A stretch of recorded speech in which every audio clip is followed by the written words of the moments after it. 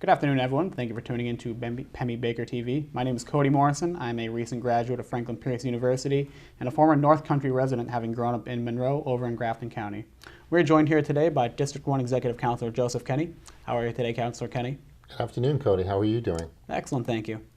Now, your role with the Executive Council is often overshadowed and overlooked by a lot of the by the legislative branch, that being the House of Representatives, the Senate, and the governor. Can you just explain what is the Executive Council and why it's important? Well, the Executive Council is kind of unique to New Hampshire in that it's a five-member board. We're kind of like a board of directors that works with the governor of New Hampshire, and we kind of co-administrate state government. And so the governor always knows she's got to count to three. In order to get anything passed through the council, there's hundreds of millions of state contracts that we vote on, all state boards and commissions, along with judicial appointments. And we have a lot of other ancillary duties, such as civil commissions, overseeing bond hearings at healthcare and educational institutions. But it's one of those wonderful positions in state government that has been around since 1680, when we reported to the King of England. So it's had a long-standing tradition. Now, is this office exclusive to the state of New Hampshire, or are there other states in the country that have a similar position? Well, there's only two other states that have an executive council. That would be Massachusetts and Minnesota. But their scope is very narrow, and so we always kiddingly say they have the most powerful executive council in the country. But basically, we have a real strong responsibility to help the governor through advising her on a lot of different topics and helping her co-administrate the state of New Hampshire. Now, how often do these meetings occur? How often do you meet with the governor, and why should the public pay attention to what comes out of the meetings? Well, we vote on a lot of different type of state contracts that would impact the citizens of New Hampshire, from healthcare contracts to road contracts to environmental contracts. So we meet every 2 weeks. We meet typically on a Wednesday at the State House from 10 to whenever we finish our meeting. And during the summertime, we actually take Governor and Council on the road. And this year I took my Governor and Council meeting on the road to, it was Claremont, where we had a breakfast with the New Hampshire Canadian Trade Council. And then we took the main meeting over to Newport. Now, being the North Country Counselor, what are some of the larger issues that are affecting the district, and how are you able to convey those to the Governor and Council?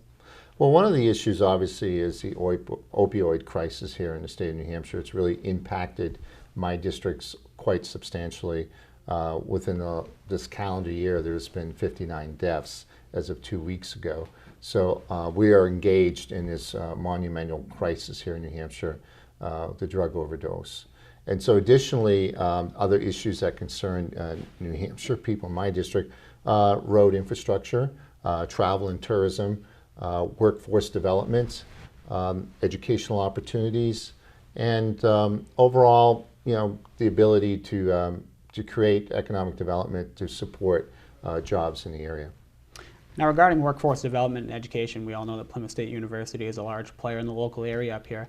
Has Plymouth State University come up into discussion too often in the Governor and Council? I'm looking over a contract here where the council actually approved an authorization to enter into a co-op agreement with Plymouth State University to develop a curriculum focused on transition planning, family engagement, and extending learning opportunities for special education teachers. Can you just describe how contracts like this will affect the region?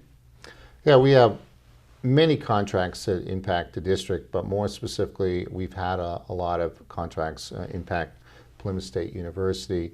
That particular contract that you were speaking of was to provide opportunities for teacher training for special education, and along with helping families through this grant to better understand how their students are being educated through this Plymouth State University grant. A lot of times grants roll out. A lot of times they're federally funded.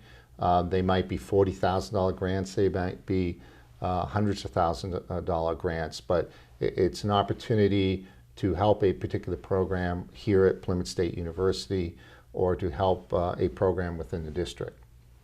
Now, also regarding another contract I'm looking over here, there's also one that authorized the Department of Education to enter into another contract with the university to extend higher education opportunities for teachers in rural areas by providing a rural school educational institute.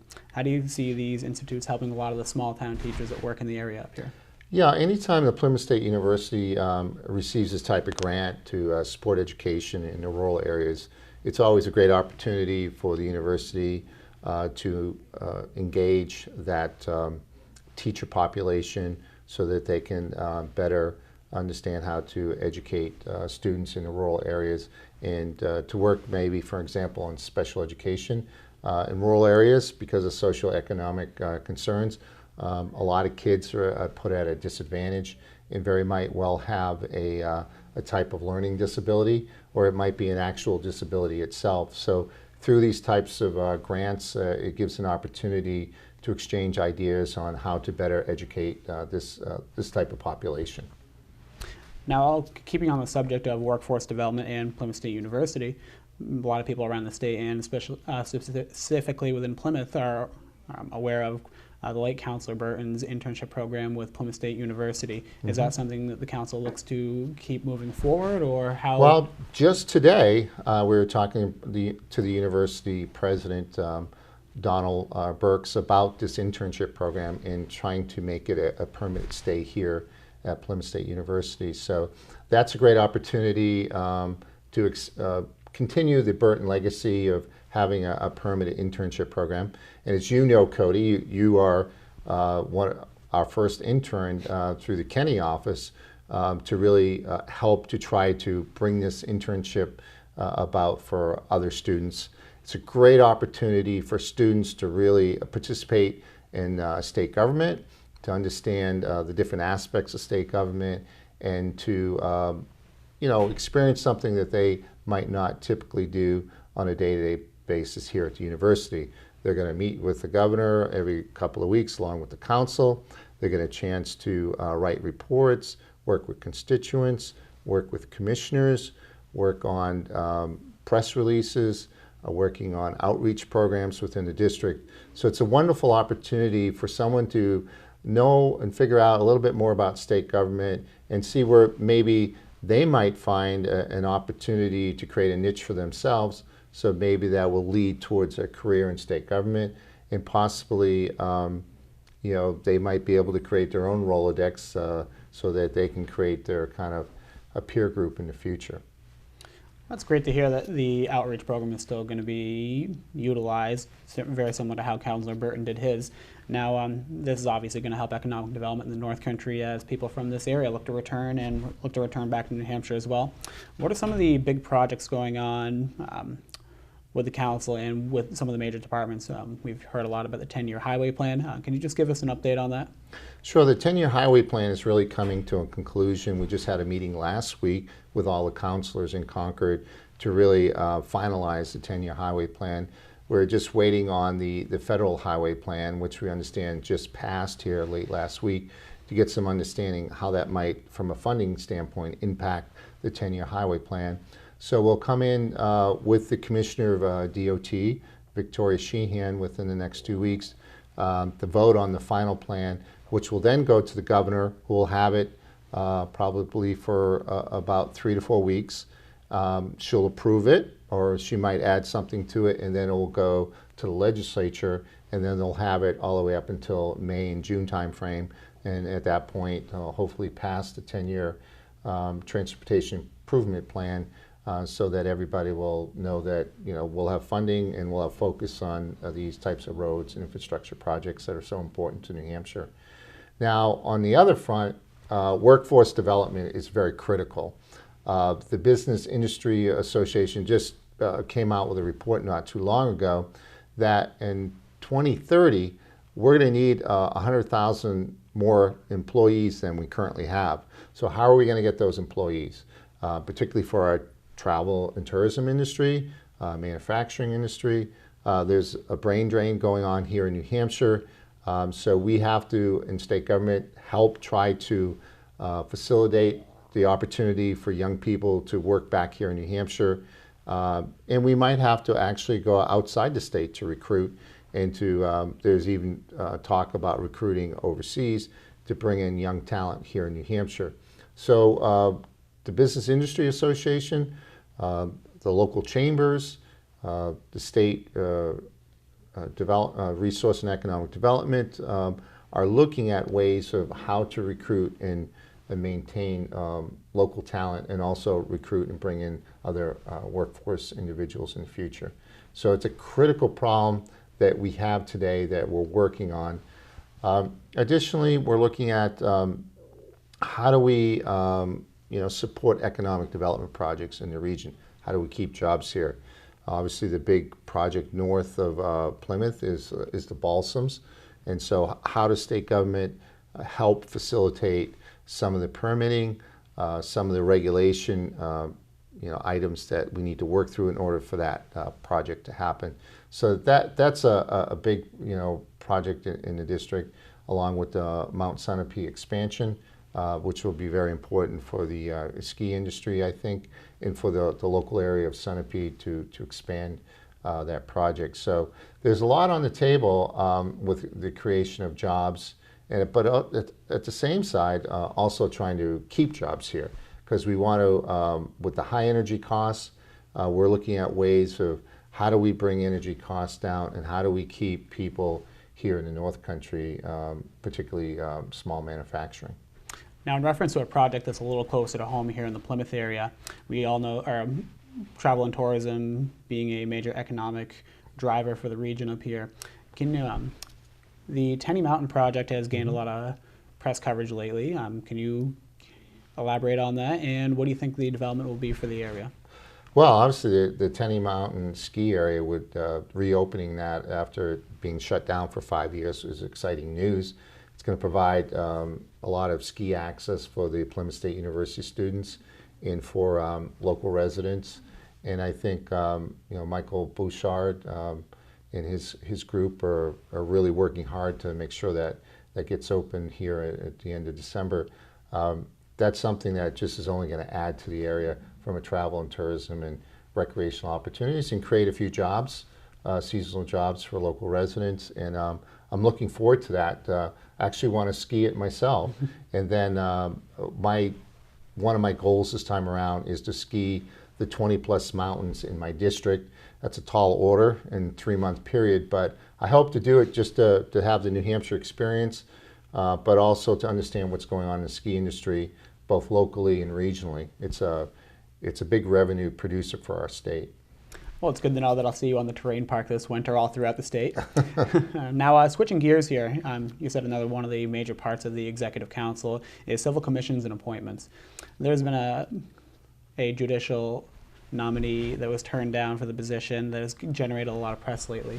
Can you just talk about, or can you explain what your thought process is when considering a judicial nominee? Well, my methodology is simply, are they from New Hampshire? Local roots. Do they have a good judicial background? Do they have the support of their peers and their legal community? And do they follow the Constitution? And so those are the types of qualities that I look for in a candidate for the judiciary. But I will say that I think we've had probably 9 appointments, and 8 of the 9 have been confirmed. Sometimes when I look at a candidate and I don't feel that they're going to earn my vote, it's not because I dislike the person, or it's because they haven't necessarily had a good profession. But when you're looking at Superior Court or the state Supreme Court, you better make sure that the person that you select has the experience, and it's not necessarily one experience, but they have a diverse legal experience, because they're going to be dealing with all types of cases, all types of constituencies, and so they have to have that broad experience that I'm looking for. And sometimes it takes many years to achieve that. And so I just don't kind of arbitrarily vote for a judicial nomination just because they have all the support. I look at what ultimately how are they going to present themselves on the bench, and are they going to be able to really represent the kind of the broad viewpoint of people in that area. So sometimes it's tough. That's why I'm an elected official. I have to make tough calls, and at the end of the day, the only thing I can do is kind of explain myself when I vote no when it comes to a judicial appointee. Now, to build off the talk of criminal justice, can you explain how the Executive Council can help in addressing the drug epidemic that has been crippling the state? Well, I think we took great steps a few weeks ago when we pushed forward the special session so that the New Hampshire legislature could address the opioid crisis. And some people said, well, no, geez, you're wasting the legislature's time. They'll come back in January, they'll address it. But, we arguably should have had this special session a year ago. We've lost 600 people at overdoses here in less than 2-year period. It's time to lean into this problem sets when it comes to drugs. So I felt that it was incumbent upon the Executive Council to support the governor in this special session. And what's come out of it is a 26-person panel to look at various aspects of the drug problem here in New Hampshire. And so they'll come back in January to the legislature. And by the end of January, they're actually going to have concrete legislative suggestions to help tackle this problem. Now, the council recently voted on the resignation of the current Department of Health and Human Services Commissioner, Nick Tupas. Now, what skills do you think the next commissioner should have when trying to fill the shoes of a commissioner that's had a good career in state government?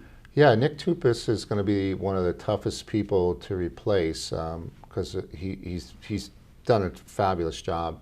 And I always lean over and tell the governor that the toughest job in state government is being Commissioner of Health and Human Services, because you have the biggest budget, you have the most employees under you, and you have the toughest challenges in healthcare. So the person I'm going to look for, again, will hopefully have a broad-based experience in healthcare, in management, and more importantly, in leadership, because ultimately you have to make a lot of tough, difficult calls. I just recently was called on a young woman who had an eating disorder, and thinking, where would I go to try to help out this family so that they could get through this contractual quagmire of trying to provide service for the daughter under a Medicaid system. And that took a lot of working to work with Health and Human Services, to work with the contractor, to work with the facility. And so I have to rely on someone like Nick Tupas to help me, because that person I am going to deal with on a weekly basis. So I have to make sure that they're competent, they're a good manager, and they're a good leader. So that's going to be a very important nomination coming up here, hopefully in the coming weeks. Now, to touch on another facet of care, the council recently authorized the Office of the Long-Term Ombudsman to hold a 2-day educational workshop over at the Common Man over in Plymouth. Can you just talk about how the Dementia Beyond Drugs workshop will help raise awareness? Well, when you're looking at the older population of New Hampshire, generally you have a lot of memory loss, dementia issues, and Alzheimer's. So I commend the Ombudsman of New Hampshire for putting forth this program to not over-medicate the dementia population, but to look at other ways of how to treat that population, because at the end of the day, it's our moms, our dads, they're getting old up there in years, and we have to be able to manage their medical concerns, and a lot of times that's dementia. Great. Now, we've touched on a lot of subjects today. What is the one message that you would like to leave viewers and constituents in District 1? Well, that I'm here to support you in helping you navigate state government. Feel free to contact my office at joseph.kenny@nh.com or 271-3632. If you have a question, if you have a concern that our office can help you out with, it's a great opportunity to serve the district. It's 108 towns and 4 cities. I'm out every day of the week trying to help people solve their problems. And a lot of times, through your tough questions and your outreach, it makes me a better executive counselor. And so I take that experience forward with me.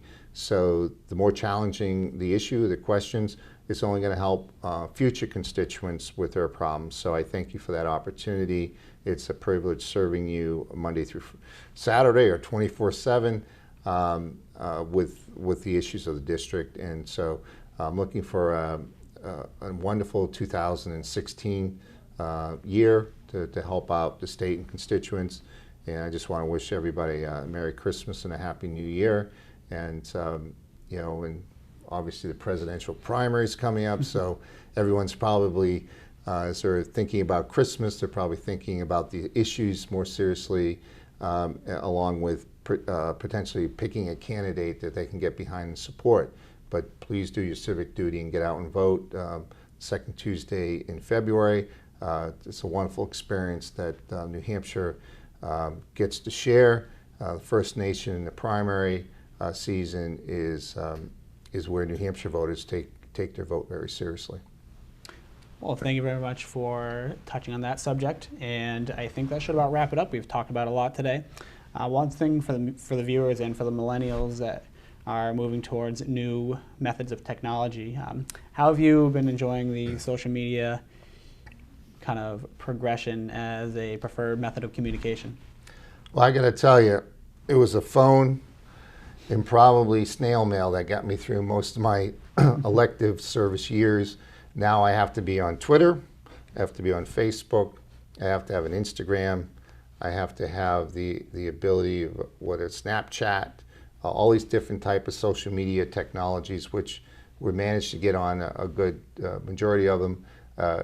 It's never ceased to amaze me. I'll get something on my Facebook with an actual constituent request that I'm now forced to respond to it, which is fine, but everyone has their way of reaching state government. So I join the social media world and embrace it. So I'm looking forward to letting it grow and becoming more interactive with the millennials. Excellent. Well, I think that should wrap it up here today. Thank you for tuning in, everyone, and have a Merry Christmas and a Happy New Year. Thank you.